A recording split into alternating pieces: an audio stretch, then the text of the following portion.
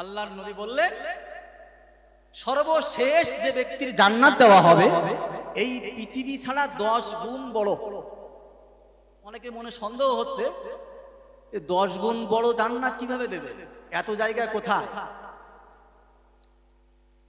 ব্যাখ্যা যদি করা হয়, ব্যাখ্যা এরকম এসেছে, এই যে প্রথম আসমান থেকে দ্বিতীয় আসমান এতটা বড়, এই পৃথিবীর বুকে যদি একটা সরিষার দানা রাখা যায়, একটা সরিষার দানা যদি রাখা যায়, গোটা পৃথিবীটা খালি, গোটা পৃথিবীটা খালি, আর পৃথিবীর মাঝখানে একটা সরিষার দানা পড়ে আছে। প্রথম আসমানটা ব্যাখ্যাকারকরা, মুফাসসিরগণেরা, মুহাদ্দিসগণেরা লিখছেন যে প্রথম আসমানটার তুলনায় দ্বিতীয় আসমানটা ওই মানে দ্বিতীয় আসমানের তুলনায় প্রথম আসমানটা সরিষার দানা তুলনা। জোরে হবে না সুবহানাল্লাহ?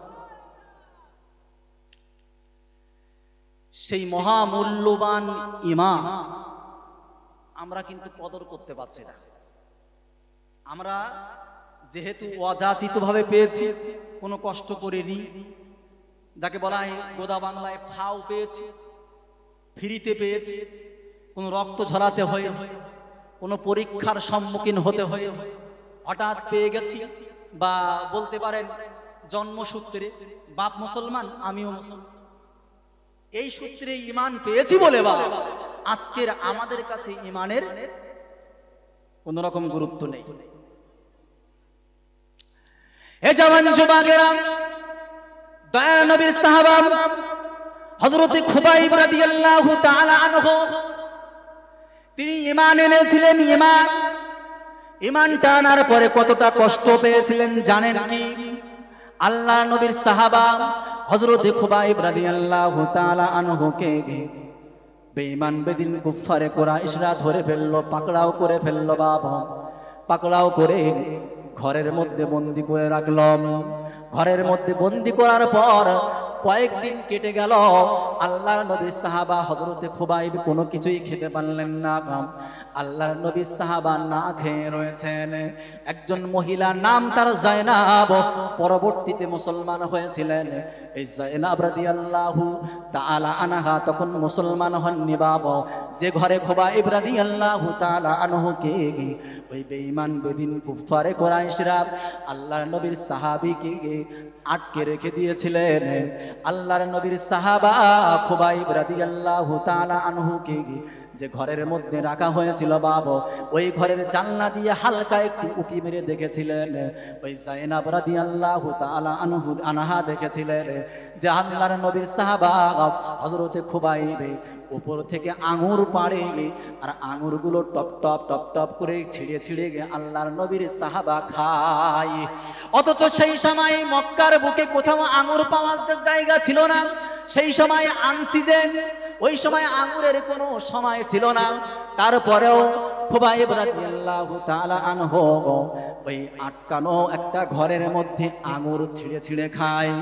আল্লাহর নবীর সাহাবী হযরত জায়নাব রাদিয়াল্লাহু তাআলা আনহা ওই খুবাইব রাদিয়াল্লাহু তাআলা আনহুকে জিজ্ঞাসা করলেন, এ ভাই খুবাইব, কি ব্যাপার, এখন অসময়ে আঙ্গুরটা কোথায় পেলে, আঙ্গুর কোথায় পেলে?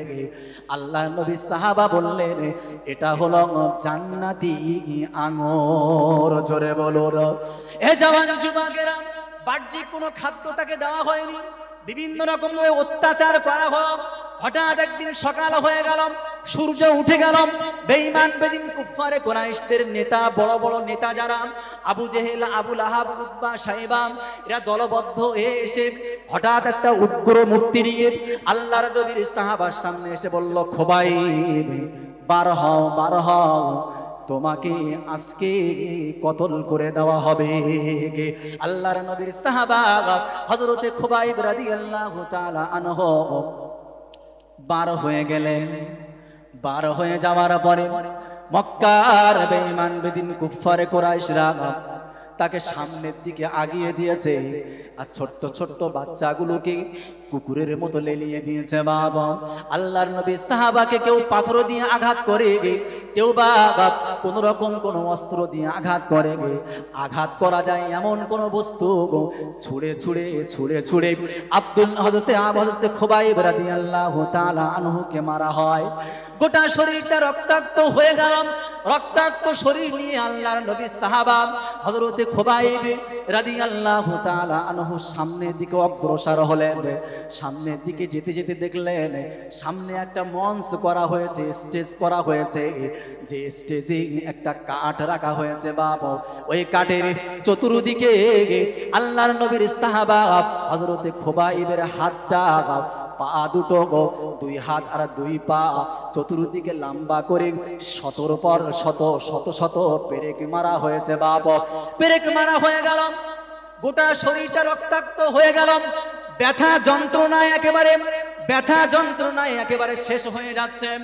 আল্লাহ নবী সাহাবা মাথাটা উঁচু করে দেখতে পাচ্ছেন না, এতটাই দুর্বল হয়ে গেছেন। বাবা, আল্লাহ নবী সাহাবা হযরতে খুবাইব নিজের দেহের দিকে তাকায় আর আল্লাহ পাকের কাছে দোয়া করে, আল্লাহ গো রব্বুল আলামিন, আল্লাহ আমি খুবাইব তোমার নবীর জন্য কোনো কিছুই দিতে পারলাম না, তোমার ইসলামের জন্য কোনো কিছুই দিতে পারলাম না। ওগো রব্বুল আলামিন, আল্লাহ যদি আমি খুবাইব, আমাকে একটা জীবন দেওয়া হয়েছে, এই একটা জীবন দিয়ে আমি খুবাইব আল্লাহ তোমাকে কেমন করে খুশি করব। আল্লাহ গো আল্লাহ, এই যে রক্ত শরীরটা তুমি তোমার দরবারে কবুল করে নাও। আল্লাহ কবুল করে নিয়ে গিয়ে এই রক্তটা আমাকে জাহান্নাম থেকে বাঁচানোর কারণ বানিয়ে দাও। জোরে বলুন হে জওয়ান যুবকেরা, হযরতে খুবাইব রক্তাক্ত শরীর নিয়ে পেরেক মারা অবস্থায় দাঁড় করিয়ে রাখা হয়েছে। ঠিক সেই সময় আবু জেহেল এসে ওই মক্কার লিডারেরা এসে কানে কানে বলছে, হে খুবাইব, বলো বলো বলো, তুমি যদি এখনো পর্যন্ত ঈমানটা ছেড়ে দাও, মুহাম্মদকে যদি ছেড়ে দাও, ইসলামটা যদি ত্যাগ করে দাও, আমি বললাম তোমাকে আমরা রেহাই করে দেব। হযরতে খুবাইব রাদিয়াল্লাহু তাআলা আনহু ডাক দিয়ে বললেন, হে মক্কার বেঈমান বেদিন কুফফারে কুরাইশেরা, আমি জীবন দিতে রাজি রয়েছি, কিন্তু আল্লাহ পাকের মহান নিয়ামত ওই ঈমানটা দিতে রাজি না। জোরে বলুন, আর একটু জোরে হবে না? নারে তাকবীর। আল্লাহর নবী সাহাবা হযরতে খুবাইব রাদিয়াল্লাহু তাআলা আনহু এবার জিজ্ঞাসা করা হলো, খুবাইব তোমার কি মরণের আগে কোনো শেষ ইচ্ছা আছে? আল্লাহর নবী সাহাবা বললেন, আমার 2 রাকাত নামাজ পড়ার সুযোগ করে দাও। আচ্ছা, যার সারা শরীরে পেরেক মেরে দেওয়া হয়েছে, তার কি আর দ্বিতীয়বার নামাজ পড়ার ইচ্ছা হয়? বা কারণ ও তো খুলে আবার পেরেক মারবে। সেই কষ্টের পরেও হযরতে খুবাইব রাদিয়াল্লাহু তাআলা আনহু বলছেন, আমার 2 রাকাত নামাজ পড়ার সুযোগ করে দাও। আল্লাহর নবী সাহাবা হযরতে খুবাইব রাদিয়াল্লাহু তাআলা আনহু 2 রাকাত নামাজ পড়লেন, অত্যন্ত শর্টকাট নামাজ, একদম ছোটখাটো। বেঈমান বেদিন কুফফারে কুরাইশরা বলছে, কি ব্যাপার, তুমি এত শর্টকাট ছোটখাটো নামাজ পড়লে? জীবনের শেষ নামাজ একটু লম্বা করতে পারতে। হযরতে খুবাইব বলছেন, না, আমি চাই না তোমরা আমাকে নিয়ে হাসি বা বিদ্রুপ করো। দেখো, খুবাইবের মনে হচ্ছে মরণের ভয় চলে এসেছে, তাই হয়তো ও লম্বা কিরাত করা শুরু করেছে, লম্বা নামাজ পড়া শুরু করেছে। ও মনে হয় মরতে রাজি না। এই আমার জন্য হালকা একটু হলেও ইসলামকে নিয়ে বিদ্রুপ করা, ইসলামকে নিয়ে ঠাট্টা মস্করা করা, হাসি ঠাট্টা করা, আমি খুবাইব এটা সহ্য করতে পারবো না।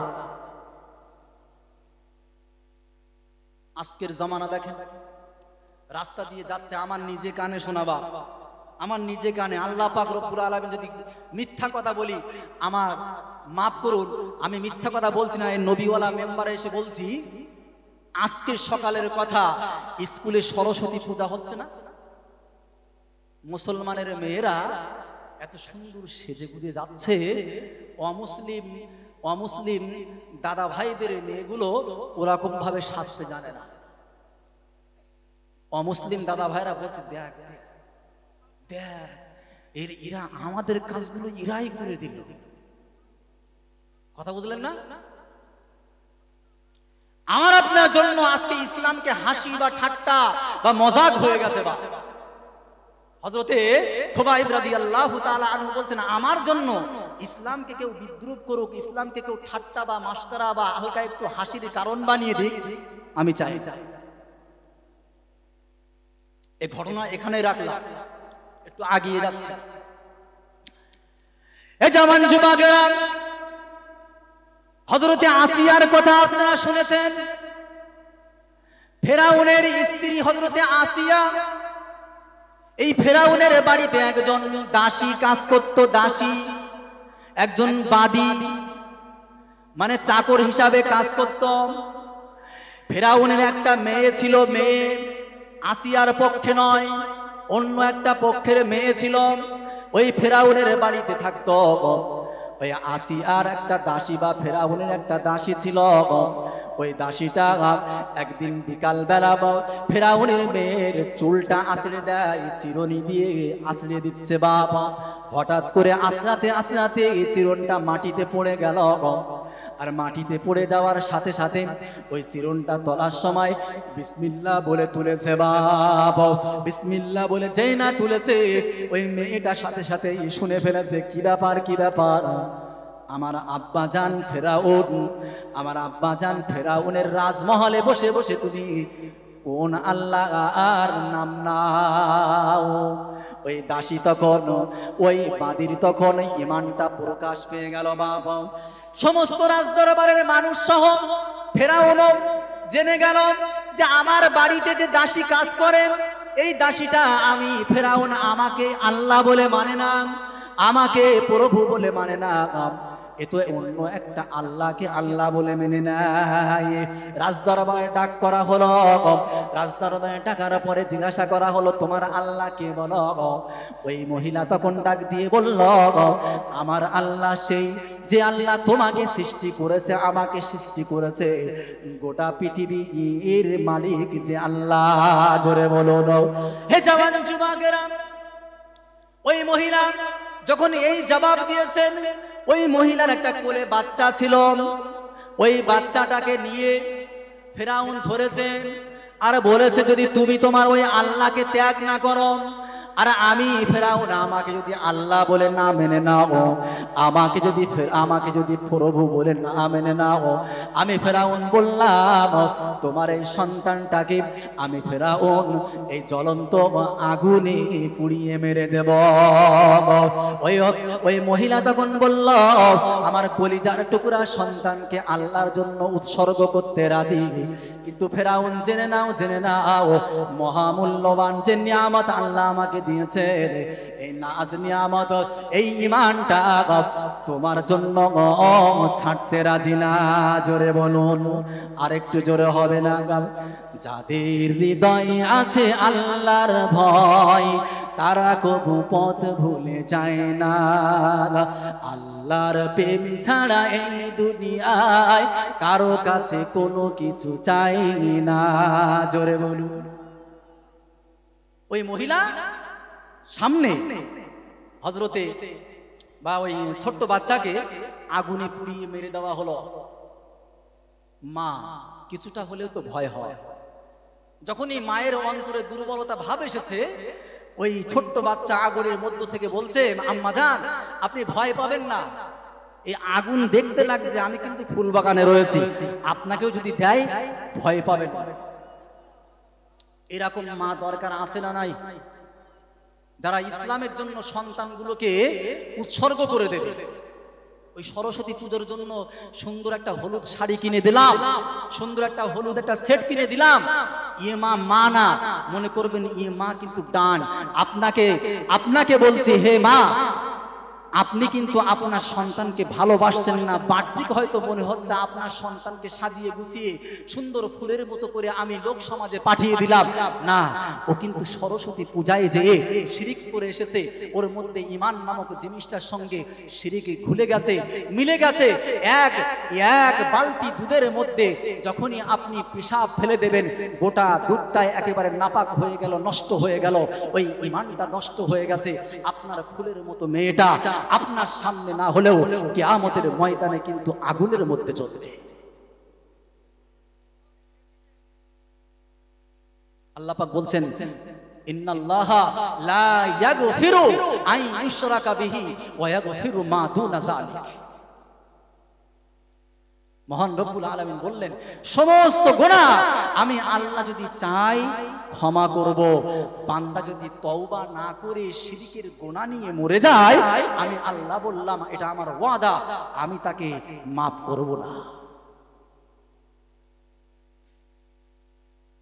আজকে মুসলমানদের মেয়েরা, আমি তো রাস্তার পাশেই থাকি, বালকি মাদ্রাসা মানে রাস্তার পাশে, একদম আমার সচক্ষে দেখা, 100-র মধ্যে 80টা মুসলমানদের বাচ্চা।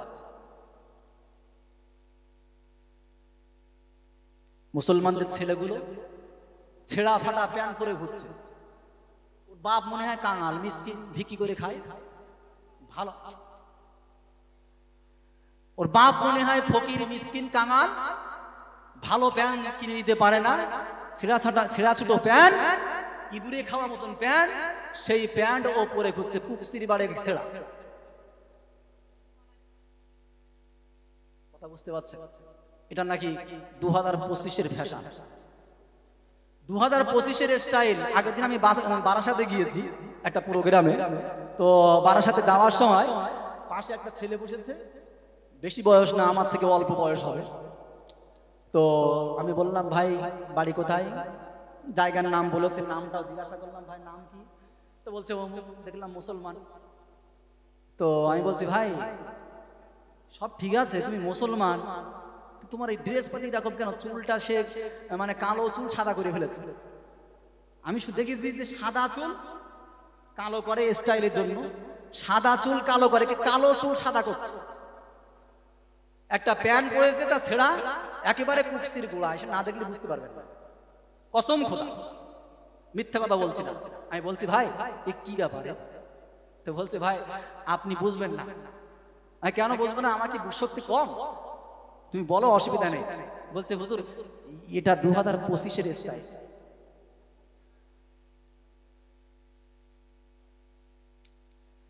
জামানা কোথায়? হযরত খুবাইব রাদিয়াল্লাহু তাআলা আনহু নিজের রক্ত এই বুকের তরুতাজা রক্ত দিয়ে এই পৃথিবীর মাটিটা, ওই মক্কার মাটিটা ভিজিয়ে লাল করে দিল। প্রতিটা পাথরে যখন ছুঁড়ে ছুঁড়ে মারা হয়েছে, প্রতিটা পাথরের গায়ে রক্ত লাল হয়ে ছিটকে আরেক জায়গায় গিয়ে পড়েছে, সেখানেও রক্ত লেগে গেছে। এই রক্তগুলো কিয়ামতের দিন আপনার সামনে এসে পৌঁছাবে। যে রক্তের বিনিময়ে ইসলামকে তোমাদের কাছে পৌঁছে দিয়েছিলাম, সেই ইসলামকে তোমরা কেমন করে একেবারে বিলীন করে দিলে? জবাব দিতে পারবেন তো? পারবো সেই দিন জবাব দিতে? হযরত খুবাইব রাদিয়াল্লাহু তাআলা আনহুর ওই এক ফোঁটা রক্তর জবাবটা আমি আপনি দিতে রাজি আছি? পারবো? পারবো না। যদি ওই খুবাইব বলে যে আল্লাহ পাক যে রক্তের বিনিময়ে, যে জীবনের বিনিময়ে ইসলামটা ওদের কাছে পৌঁছে দিয়েছিলাম, সেই ইসলামটা ওরা একেবারে মুছে ফেলেছে, ফ্যাশনে পরিণত করে দিয়েছে। খোদার কসম করে বলছি, কোন সাহাবা যদি আমাদের বিপক্ষে দাঁড়িয়ে যায়, আল্লাহর কসম করে বলছি, আল্লাহ পাক আমাদের জান্নাত তো দূরের কথা, জান্নাতের সুগন্ধও নসিব করবেন না।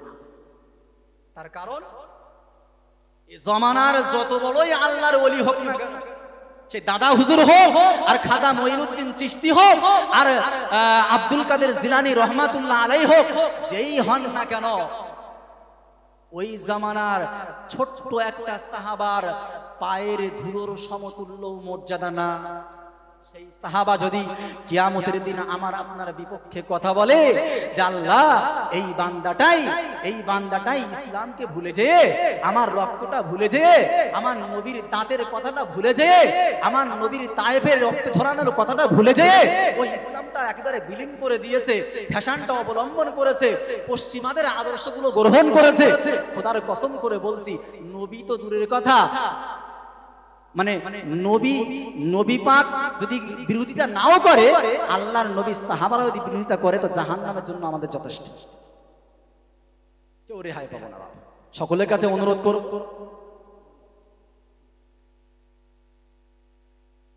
সকলের কাছে অনুরোধ করব, আজকে এখানে যারা আমরা গার্জিয়ান আছি, ইসলামটা মস্করা বানাবেন না। আপনার জন্য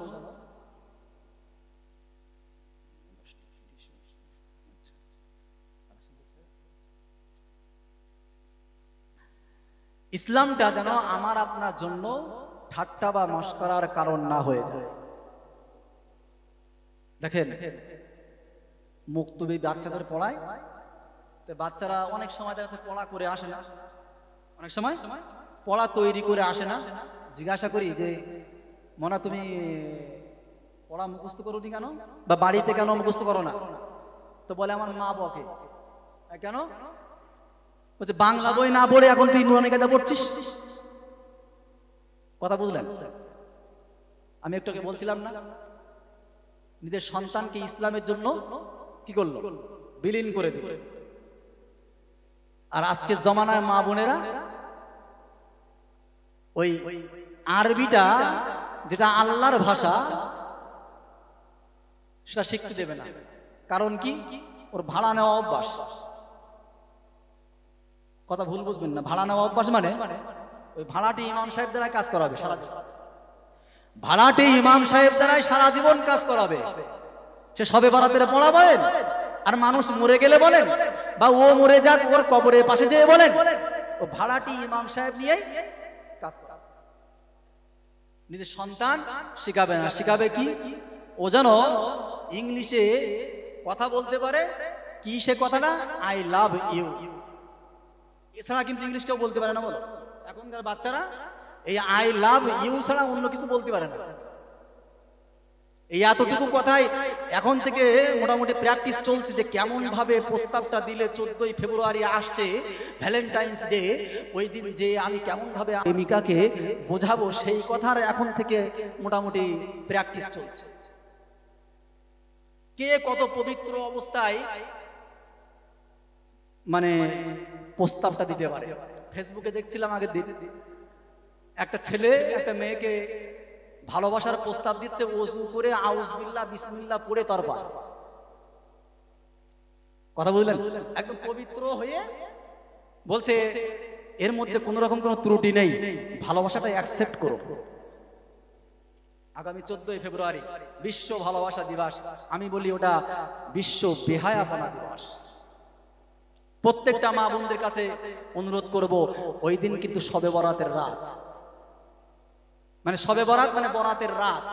চেষ্টা করবেন আপনার সন্তানগুলোকে যোগ্য গার্জিয়ানের পরিচয় দিয়ে গাইড দেওয়া।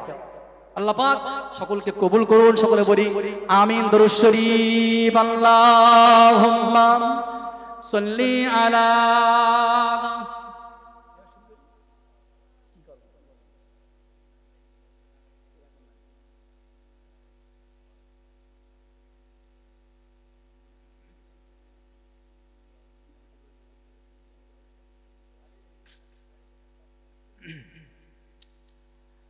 ভাইজান কেউ ওটাওটি করবেন না, এই একটা বিশাল খারাপ অভ্যাস। একজন উঠলে পরপর মানুষ উঠতেই থাকে। হ্যাঁ, যাই হোক, বলার উদ্দেশ্য হচ্ছে আপনারা জানেন যে কবছরই এখানে জলসা হয়, কম বেশি এটা কালেকশন করা হয়। কারণ এখানকার যে পরিবেশটা আমরা দেখতে পাচ্ছেন, খুব সুন্দর করে সাজিয়েছেন। কোরআনের যে মাহফিল, কোরআনের মাহফিল হিসেবে খুব সুন্দর মানায়, নাকি বলেন? মানায় কি মানায় না? একটু উত্তর দেন। আচ্ছা, ড্যান্স হাঙ্গামার যে অনুষ্ঠানটা, স্টেজটা খুব সুন্দর যদি সাজিয়ে গুছিয়ে তুলে, কেউ আমরা প্রশ্ন করি না। কিন্তু যেই কোরআনের মাহফিলটা সাজানো হয়, সেই শত প্রশ্ন। কি করছে দেখো এরা, এই জলসাটা খুব সুন্দরভাবে করতে হবে। এই কোরআনের মাহফিলটা এই শুরু